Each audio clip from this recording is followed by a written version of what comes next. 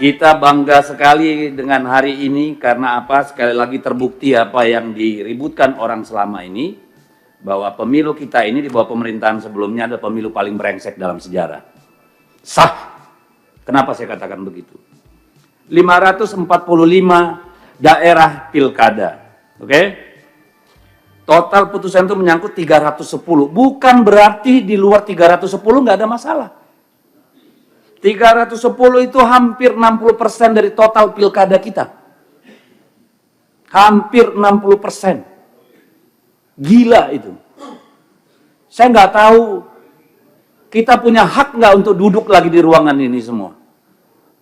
Kalau kita punya budaya malu, saya kira wajar kita mundur semua. KPU, Bawaslu, Mendagri, Kapolri.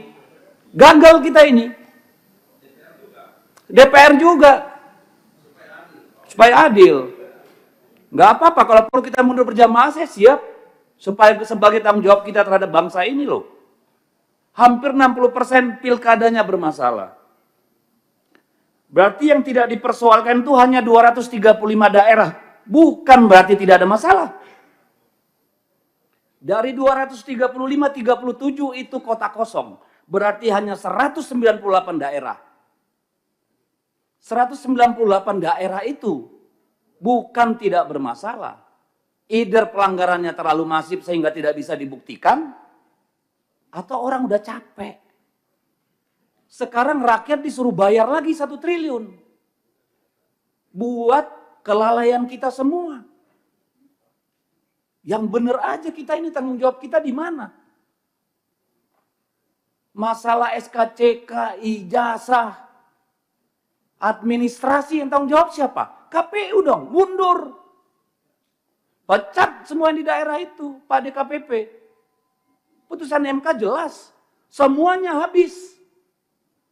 Kalau nggak ada yang tanggung jawab, yang jaga republik ini siapa?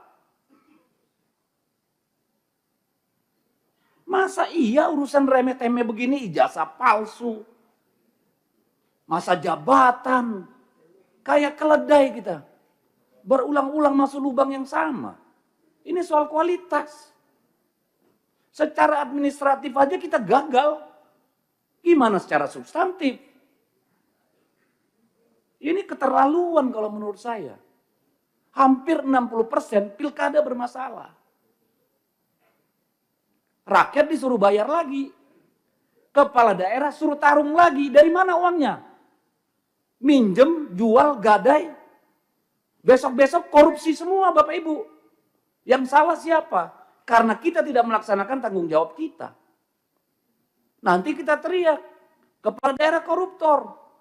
Muaranya di sini.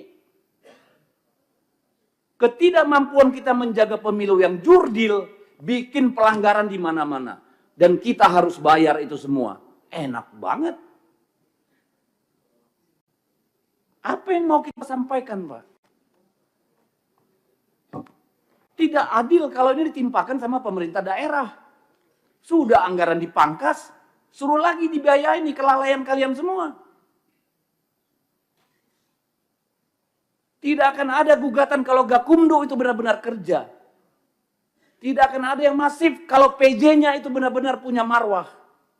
Bawaslu-nya kerja benar. DKPP-nya kerja benar. Malu kita, Pak. Ini bukan cuma soal anggaran, ini soal peradaban. Ini bukan soal teknis. Buat apa kita pemilu?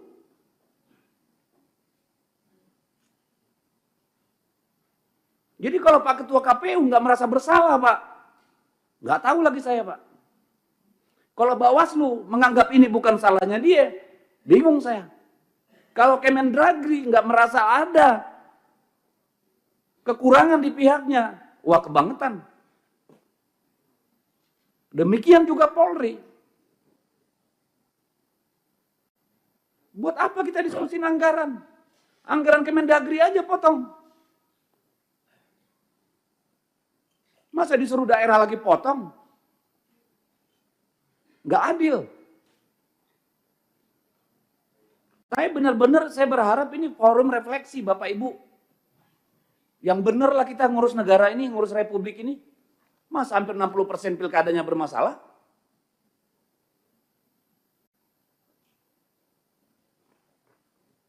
Kapan kita mau jujur, Pak? Saya tanya nih Pak Bawaslu, KPU, dan Pak Kementerian Dalam Negeri. Ini yang mau kita wariskan, Pak. Dan ini akan direplikasi pada pemilu-pemilu berikutnya, Pak. Ujungnya apa?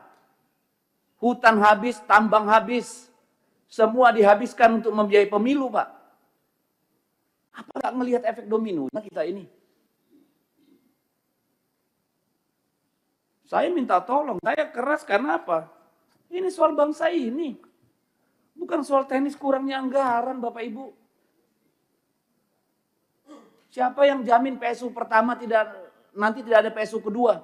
Kita pernah ngalami sampai 3 kali PSU di Maluku Utara. Siapa yang bisa jamin? Akhirnya kepala daerah yang terpilih pun nggak legitimate. Yang milih nanti 20%, 30%. Cari uang lagi mereka untuk money politik. Untuk sembako. Garbage in, garbage out. Sampah masuk, sampah keluar. Kalau mau kita mundur bareng-bareng, ayo mundur. Tanggung jawab sama negara ini. Kayak mana kita ini? Saya nggak merasa punya martabat jadi DPR kayak begini hasil pemilunya, Pak. Jujur aja, Pak. Ibu, saya nggak punya kemampuan untuk menerima ini. Begini yang kita hasilkan. Kita semua bagian dari persoalan. Ini bukan cuma soal jabatan. Tanggung jawab kita pada anak-anak kita, Bapak Ibu. Masih ada nggak itu di dada kita? Masih ada nggak sih? Yang begini ini mau kita wariskan. Ini anggota DPR nih, semua ini babak belur, Pak. Berdarah-darah, Pak, kemarin pemilu. Pemilu berikutnya. Siapa yang berani bertarung di DPR, Pak?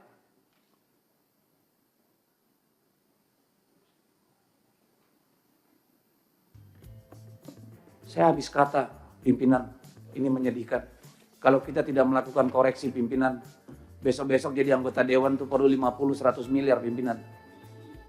Jadi kepala daerah butuh 200 miliar. Tolonglah.